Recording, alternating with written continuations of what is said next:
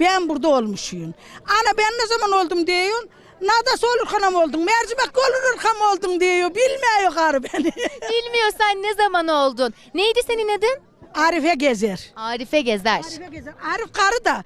Arif Karı diyordun. Niye Arif Karı? Arif gibi misin? Benim adım şöyle erkekten iyi bir karıymış. Oradan karakol geldi miydi? Hey dermiş karakol niyecek bana bir koyun yatırırmış. Jandarmayı, hükümeti, ekmeklermiş. Ayaklarını ip çorabını giydirirmiş. Haydi yavrum dermiş. Güle güle. Onlar da elini öper gidermiş. Benim adam. Vallahi hükümet gibi kadınsın teyzeciğim. İyiymiş. Ben de bu köyün düğün yemeğini yaparım, mevlid yemeğini yaparım kuzum.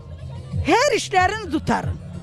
Bulaşığı yurun, harmanı savurmadım. Harmana gittim, düğende babam beni döverdi. Düğende döndüm.